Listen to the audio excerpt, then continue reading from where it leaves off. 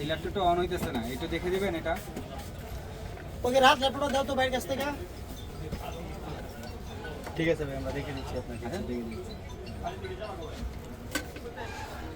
এটা অন হয় না না? তুমি ব্যাটারি চেঞ্জ করে বা চার্জার চেঞ্জ করে দেখছিলা? না ভাই, দেখিনি এগুলো। আচ্ছা ঠিক আছে, ওকে আমরা এটা চেক দিই। বেসিক চেক দিয়ে দেখি যে আমার সমস্যাটা কোথা থেকে হইতেছে। প্রথমত আমরা এখানে ডিসি মেশিন অন করলাম, অন করার পরে এখানে 20 ভোল্ট সংযোগ করে দিলাম।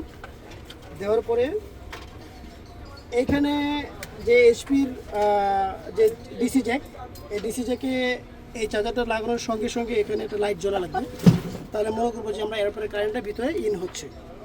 তো এখানে ডিসি জ্যাক ইনসেট করলাম, করার পরে এখানে প্রথম কথা হচ্ছে লাইট গ্লো হচ্ছে না, এক। আর দ্বিতীয় কথা হচ্ছে এখানেও 1 হয়ে আছে, এখানে 10 বা 12 হওয়ার কথা। এই যে এখানে সিসি লাইট জ্বলে উঠতেছে আর নিভে যেতে, এই যে এখানে 128 এম্পিয়ার হচ্ছে, আবার ব্যাগ আসতেছে। তার মানে এই মাদারবোর্ডে সুইচিং নাই, মাদারবোর্ডে শর্ট সার্কিট আছে, যার কারণে ভোল্টেজটা একটা জায়গায় গিয়ে আবার ব্যাগ আসতেছে। তো এটা আমরা মাদারবোর্ডটাকে খুলে স্টেপ বাই স্টেপ চেক করে আমরা দেখবো যে কি সমস্যা। সুন্দর।